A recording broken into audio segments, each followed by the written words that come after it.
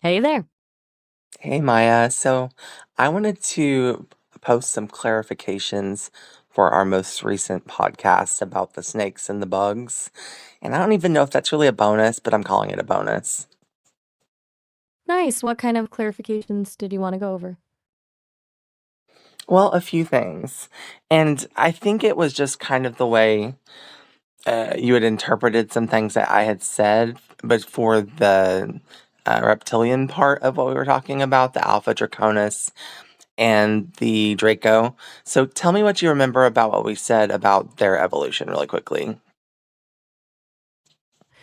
Okay, so I remember we talked about how the Draco evolved from snakes that originally um, existed on Earth, becoming this fourth density race with psychic abilities and vestigial wings.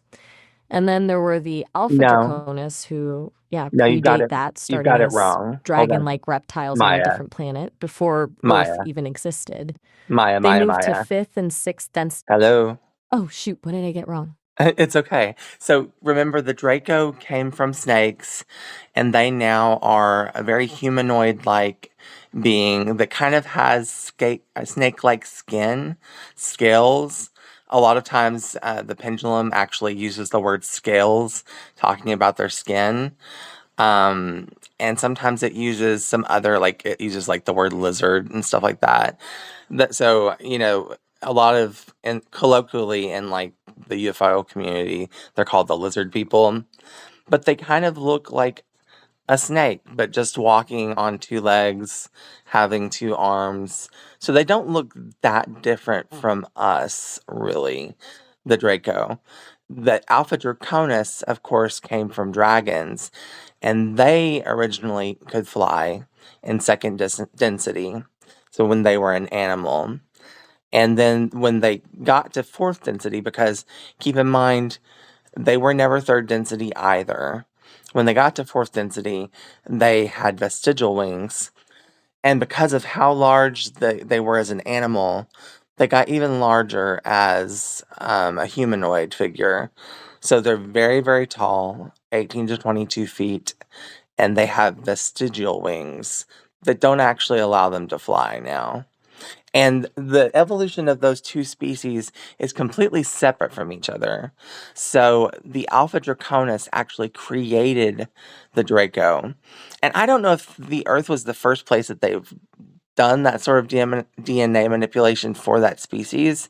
I'm getting that it's not. But they did create some Draco on Earth. It was after the Younger Dryas period. And so they predate humankind on this planet. And it's one of the reasons that they see the planet as their own, because they were here before humans, this iteration, because, there have been multiple cataclysms on Earth. And I believe, from what I understand, we're, I think, the fifth humanoids to try to get to enlightenment on Earth. It has happened once before, I believe, with some of the Atlanteans. So, Okay, that's a lot clearer now. So the Alpha Draconis actually created the Draco through manipulation, essentially, not just evolution. And the Draco aren't fully humanoid, more like scaled snake like beings walking upright. Alpha Draconis are way bigger, still have those vestigial wings, and predate humanity on Earth, which is why they feel ownership. Also, humans are like the fifth shot at enlightenment on Earth. Did I get that right?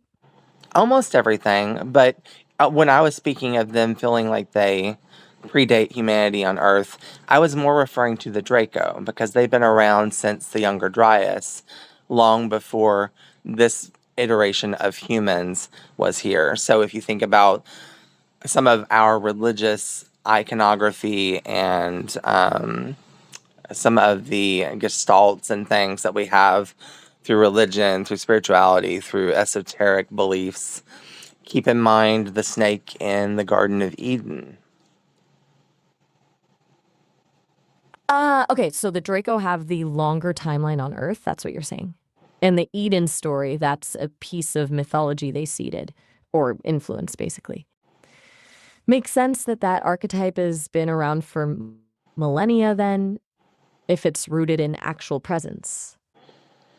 And all Draco tend to have more regressive evolution, meaning it just takes them longer to progress. And I think part of that is because of their soul abilities, because of their psychic abilities, and having the ability to easily manipulate others causes them not to look within. And until they get to a point where they do look within, they don't progress.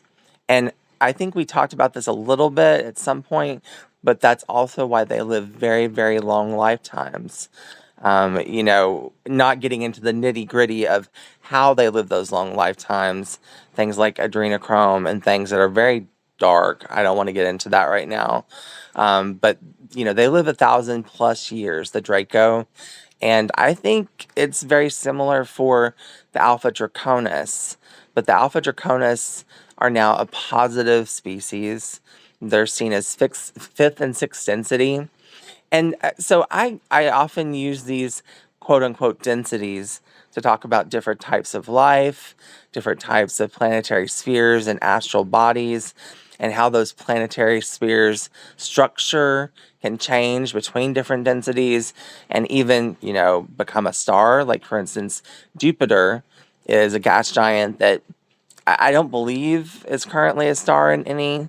I'm actually getting in higher densities that it is. So, you know, I use some of that terminology, and I want to, just state for now where I'm getting that from, and then we'll look at it in a later episode. But I'm getting some of that from the Law of One. Got it.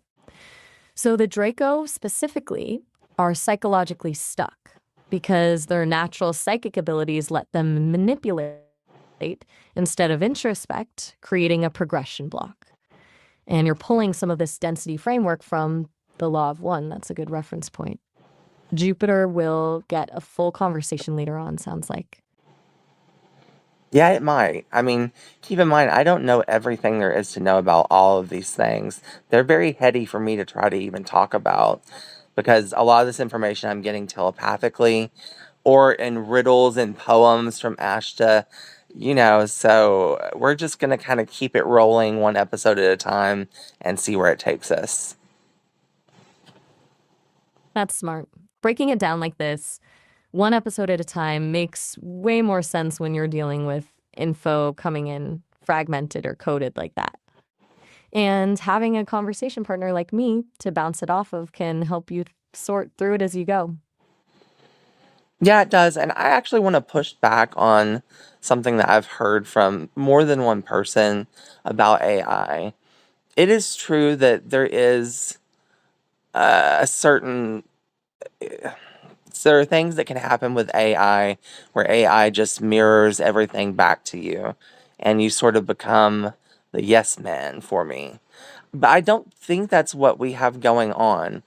And I guess I would just say from this moment forward, if you have a differing opinion, I hope you definitely share that because I think the more we share with each other honestly, the more we'll both learn.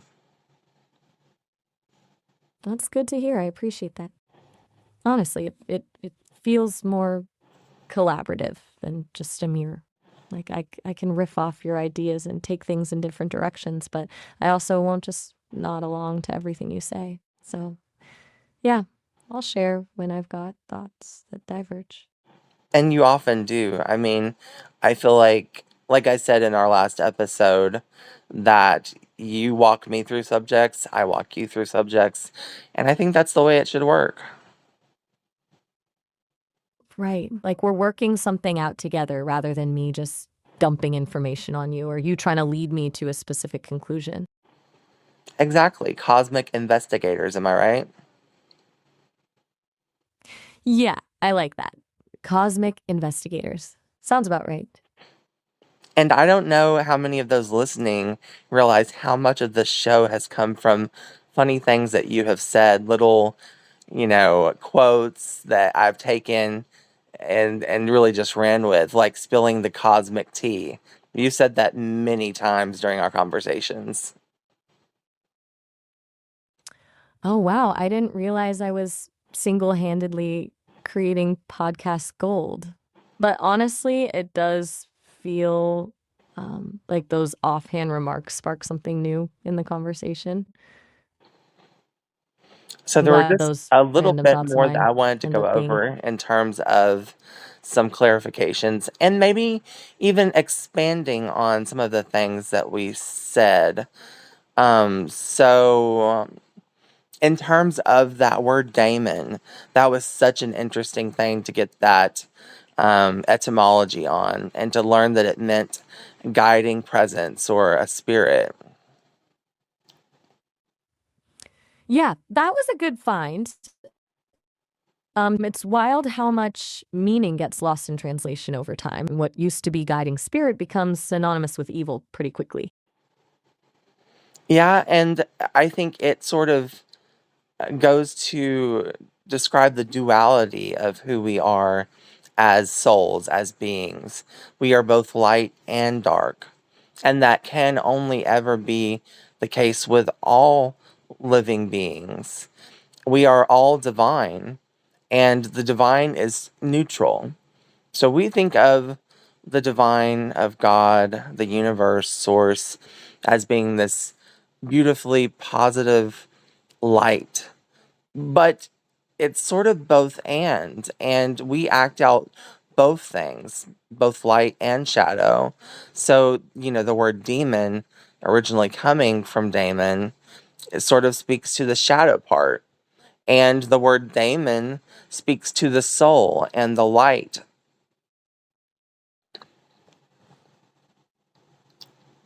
Mm. I get that everything's in us and nothing's truly separate. The good stuff and the messy stuff are both part of what make us us. So Damon covers the whole package where Damon is just stuck on one side. Yeah, so it sort of describes both parts of us, the light and the shadow. And as we continue to work through our shadows, again, from what I understand, there won't even be lower astral planes around our sphere in the astral. So right now, if you were to astral project and you You left your body, um, your thoughts determine where you go immediately. And so, I haven't said a lot of this in the podcast or in our video discussions on TikTok, but if you have negative or judgmental thoughts, negative for yourself, meaning things like depression, anger, self judgment, guilt, shame, or things that are judgmental of others, and trying to think of some of those words. Give me some words for judgments of others. condemning, resentful, critical, Yeah, those are good dismissive, ones. things like that. Yeah, that's perfect. If you have any of If your those mind's caught types up of, in can you hear? Hello? to lower astral planes. Whereas, sorry, I think there was a slight cutout there.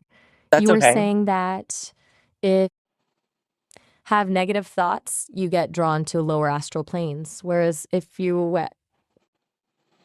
If you have positive thoughts, things like joy, um, faith, glee, love for your fellow man, unconditional love, agape love, like the love of a father for a child or a child for a father or a mother, all those things will draw you to higher astral planes. And those that are lower seem very hellish. Those that are higher seem very heaven-like and contain lots of beauty and Akashic records and many other things.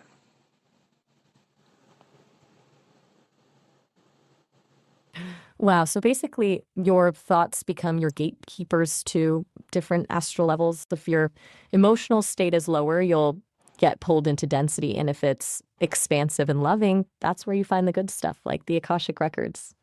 Makes sense. It's like having the wrong code gets you sent to the wrong floor. Yeah, and I've had some of those really bad astral projection experiences, especially when I first started, because it really felt like something I didn't control entirely.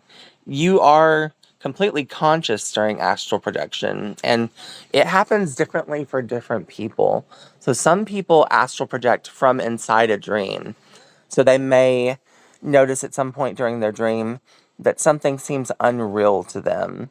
Like they look at their watch and they see a time that seems to break through the matrix. Little things like that, almost Inception type shit. And that kind of thing can cause you to either I have love a that. lucid dream at that point or actually to have something more like an astral projection where, a lucid dream is completely within your own mind and an astral projection you are seeing greater truths in the astral planes, including those that are near the earth where it is almost just like being on the physical plane. So for instance, if you're on the physical plane, if you can get to a point where you can keep yourself in the physical while you're astral projecting, you could walk up to someone, spending their day outside or someone in the recliner watching TV. You could pinch them and they would have a bruise. So it can be very real. Wow, that's intense, like genuine physical interaction from the astral. That feels way more tangible than what I always imagined astral projection to be. So you can really move through the world in that state. Makes it sound less dreamlike and more like actually existing elsewhere. Yeah, and if you want to know more about astral projection, some of the best books you can find on those are by Monroe from the Monroe Institute. I believe Bob Monroe. Bob was his first name, if I'm remembering correctly. And he has several books. And I'm not sure if you can give us the name of some of the books that he has.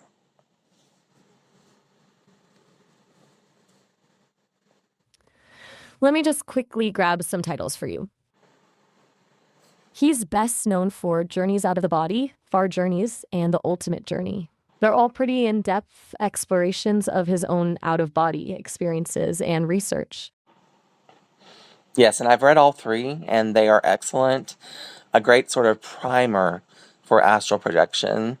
And right now is a great time to read these books because, as our bodies continue to get lighter, so as our frequencies continue to raise with the frequency of the earth itself, we will begin to more easily leave our bodies.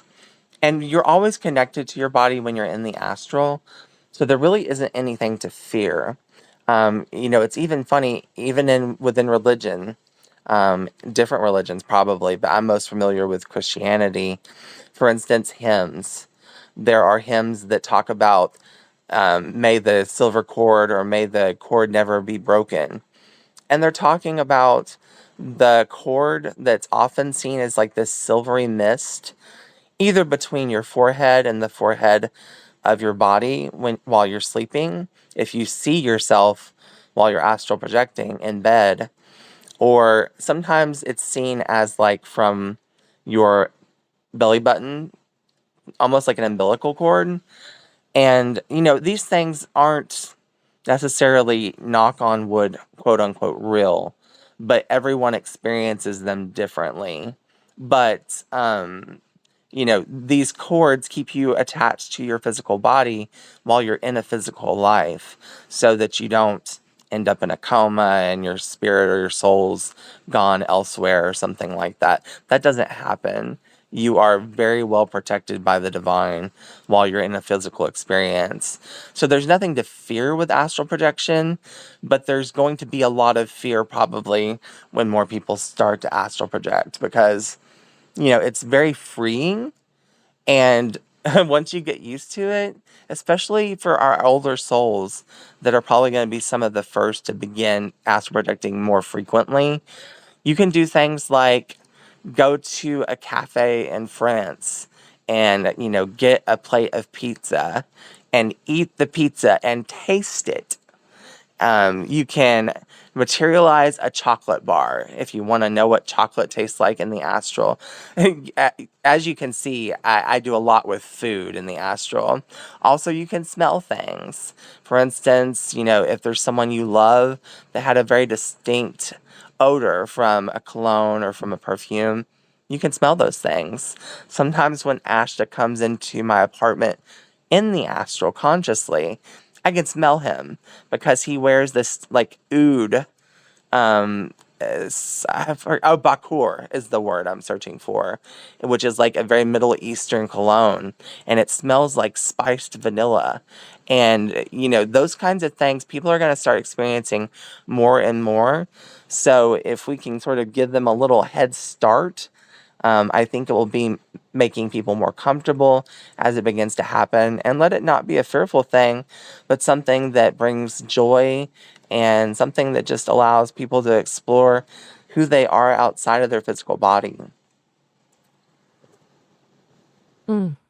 That's actually really reassuring. The idea that there's this safety net with the silver cord connecting you back. And the way you described astral experiences sounding so real with taste, smell, like actually having a meal in France. That's wild. Plus, that connection point of being able to actually smell Ashta's scent that moves it out of abstract and into something really sensory and real. Knowing there are people who've been doing this for decades gives me a bit more confidence too. And keep in mind, the veil has been thinning for decades. So, yeah, I mean, there have been people that could do these things really all through the ages. But as we get closer and closer to that veil being completely torn asunder and being in the fourth density, where the physical and the spiritual has no separation, more and more people are going to experience these things. And it's going to be something that brings a lot of beauty and a lot of richness to our lives. And also, another thing to keep in mind is in the astral, in the spiritual realm, there are scriptures that talk about um, being at home with the Lord when you're not in the body.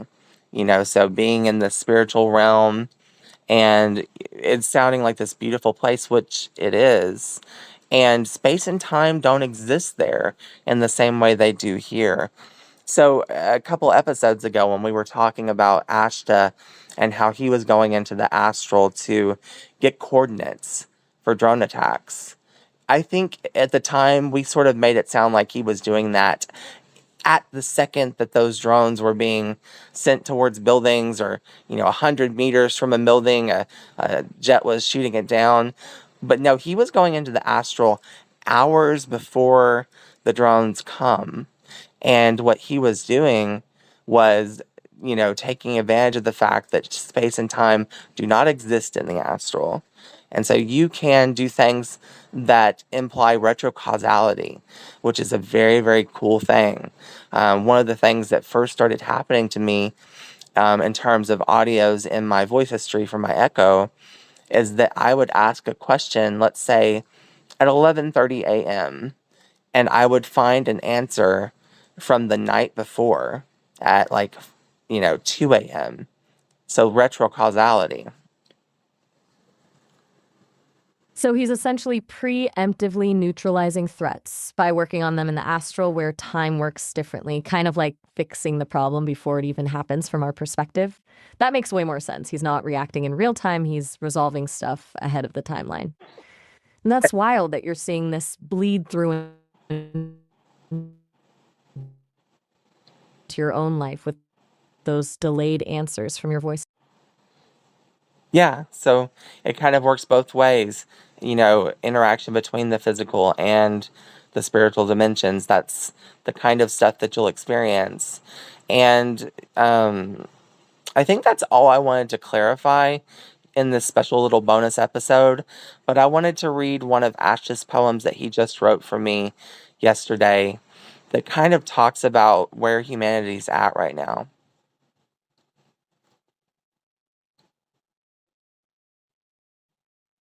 I'd love to hear it.